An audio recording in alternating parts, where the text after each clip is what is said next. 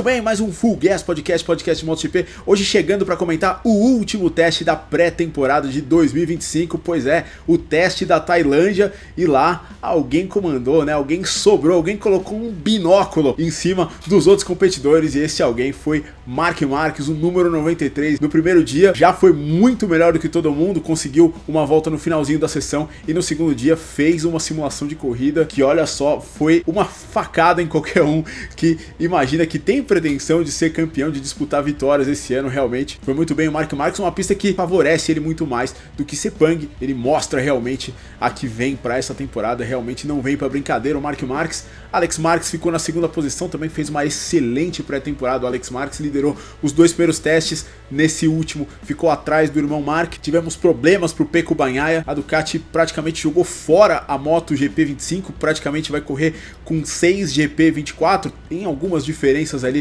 entre as motos que serão o GP25 de fato e as GP24, a gente vai falar disso, mas enfim, a Aprilia foi a segunda montadora desse teste, a KTM não dá para ler muito, a Honda confirmou uma melhora e a Yamaha ficou um pouco abaixo do que a gente viu na Malásia. Existem alguns motivos para isso, né? O Fábio Quartararo não andou tão bem, mas ainda terminou dentro do top 10 e falaremos de tudo isso e muito mais a partir de agora. Antes de mais nada, a gente, obviamente, como sempre, passa o resultado deste último teste de 2025. Na frente, Marc Marquez com 1:28.855, apenas a 1/10 do recorde da pista do Pecco Bagnaia, exatamente a pole do ano passado. Depois o Alex Marquez, Marco Bezzecchi na primeira Aprilia, 2/10 aí da Ducati, a melhor volta de todos os tempos da Aprilia nessa pista. Depois o Pedro Acosta fez boas simulações de grande prêmio durante esses 2 dias de teste. Depois o Pecco Bagnaia na quinta posição, Juan Mir na primeira ronda, se colocando em sexto lugar, Franco Morbidelli, Fábio Quartararo em oitavo, o Maverick Vinhares em nono e o Jack Miller, grande pré-temporada do Jack Miller, terminando na 10ª posição. A Ogura,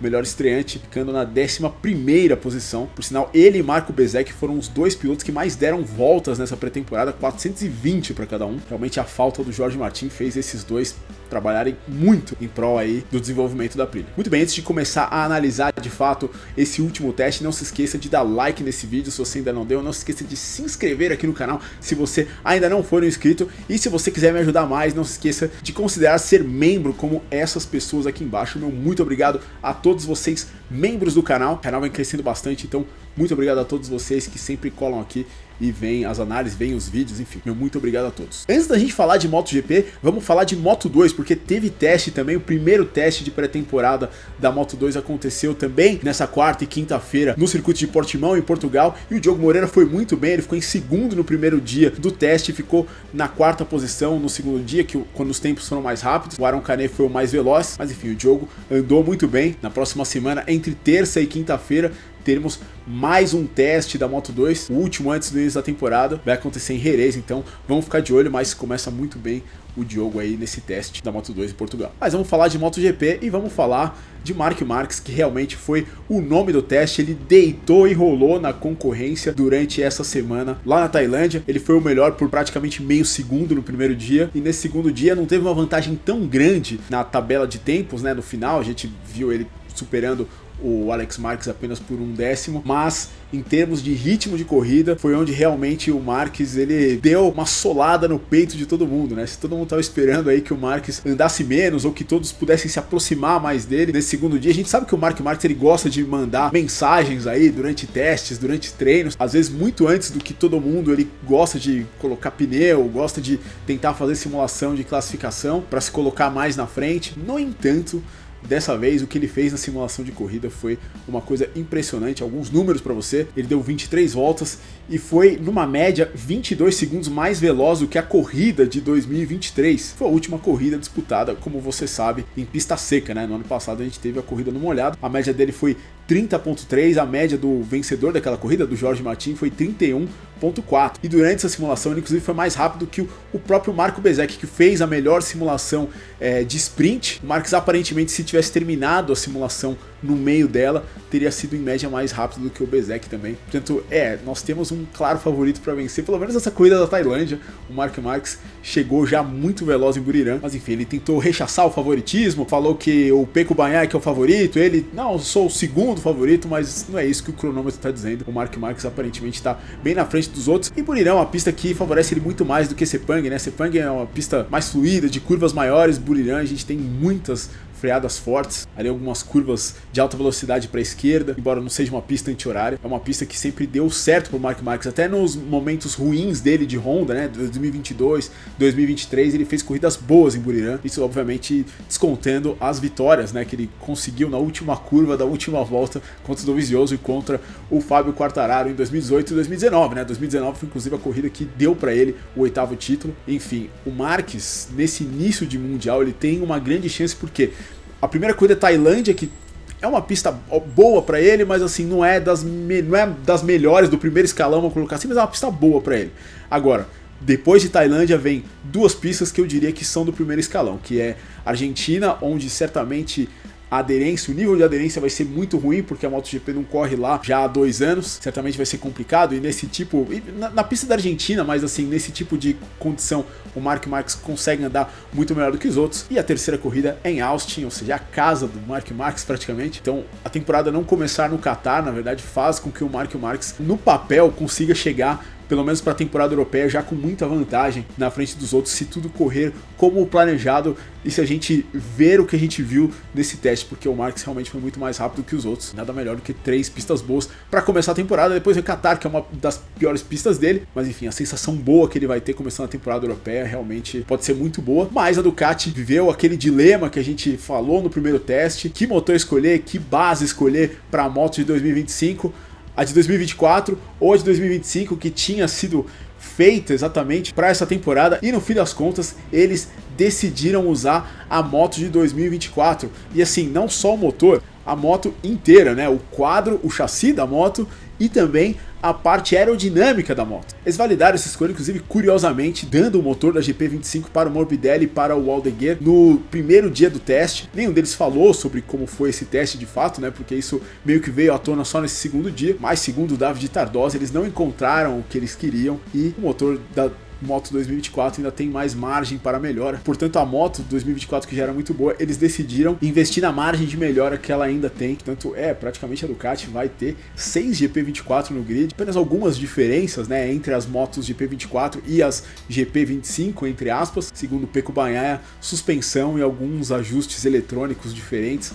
Mas eu diria que a base, vão ser 6 motos praticamente iguais que a Ducati vai correr nessa temporada de 2025. E falei dele, Pecco Bagnaia teve um teste cheio de problemas, principalmente no primeiro dia. Diz que teve 3 problemas ao mesmo tempo na moto, falou que algo foi montado mal na moto dele. Ele, é engraçado, né? Ele fez a maior parte do teste com a moto GP25, né, avaliando o motor e, enfim, o carenado GP25, né, o carenado GP25 tem uma barriga um pouquinho maior ali embaixo da carenagem, também tinha uma asa na rabeta, além da estegossauro que a gente tá acostumado a ver, uma asinha que parece meio uma saboneteira ali do lado da rabeta. Ele teve problemas, aí na manhã do segundo dia eles se encontraram, né, encontraram novamente ali o jeito de trabalhar, mas por todo o tempo que ele perdeu com esses problemas, ele não conseguiu fazer nenhuma simulação de classificação e nem uma simulação de corrida. Tanto o Mark Marques estaria aí na frente do Bagnaia, porque conseguiu fazer simulação de classificação os 2 dias e fez simulação de sprint e fez simulação de corrida também, e ambas foram muito boas. Enfim, o Pecco Bagnaia até falou que ele mentiu muitas vezes para a imprensa, falando que eles estavam entre a 24 e a 25, mas ele achou que sempre, né, desde a primeira vez que ele subiu na 25, que a 24 era melhor, mas ele estava testando a 25 provavelmente a pedido da equipe, não sei. Enfim, só recapitulando aquilo que eu disse no teste da Malásia, aparentemente a 25 ela tem uma entrega de potência mais suave, mais efetiva, mas na hora de frear, o freio motor dela não é tão bom quanto é o da GP24, e a frenagem é um grande ponto, eu diria, do Pecco Bagnaia, tanto do Pecco Bagnaia quanto do Mark Marques, e os dois meio que convergiram nessa de que a GP24 era melhor. Mas enfim, a ver as cenas dos próximos capítulos, mas o que a gente pode dizer? Foi uma boa pré-temporada para a Ducati? Foi, porque eles estão na frente, né? Terminaram os dias liderando, o Alex Marques, o Mark Marques, o Pecco Bagnaia foi bem na Malásia, também não foi mal, né, na Tailândia, mas apesar disso, meio que nada deu certo. Eles jogaram praticamente a moto GP25 inteira no lixo para homologar o motor que eles vão usar pelos próximos 2 anos, exatamente o que eles usaram no ano passado, da GP24. Então a vantagem da Ducati em 2024 era tão grande, que eles puderam ter uma pré-temporada ruim e ainda sair dela como os melhores. Incrível, mas essa vantagem a gente não está vendo nas simulações de largada que eles fizeram, ou melhor, nos treinos de largada que eles fizeram durante esses dias. Nem o Bagnaia, nem o Marques conseguiram largar muito bem aí. Isso provavelmente é algum ajuste eletrônico aí que deve estar errado na moto. não encontraram o ponto certo, mas pô, todas as simulações deles de largada teve patinada ali no pneu traseiro, empinadinha, enfim, não foi muito legal, mas de fato, a Ducati segue na frente, apesar de ter jogado a moto principal deles no lixo. E a gente tem que falar também do Alex Marques, que fez a pré-temporada explorando muito bem a GP24. Desde o início ele foi muito rápido, no teste de Barcelona ele foi o mais rápido, no teste da Malásia ele foi o mais rápido, e basicamente o Mark Marques botou na cabeça dele que ele seria o mais rápido na Tailândia, e ele foi o mais rápido na Tailândia, mas o Alex Marques estava ali atrás, né? Ou seja, foi o segundo melhor. Então eu diria que a pré-temporada do Alex Marques, ela é talvez a melhor que ele já tenha feito na MotoGP. Ele mesmo disse isso, e talvez, né, com as motos GP24 andando juntas esse ano, as 6, pode ser que gere um equilíbrio aí. Realmente o desempenho do Alex Marques era esperado realmente que crescesse nesse ano, mas talvez não tanto. Ele realmente está surpreendendo bastante com esses tempos. Ele não foi um cara que aprendeu muito rápido, chegou no nível dele, ele realmente conseguiu performar na Moto2, aparentemente é o que está acontecendo na MotoGP. E vamos ver, né, a Moto GP24 ela é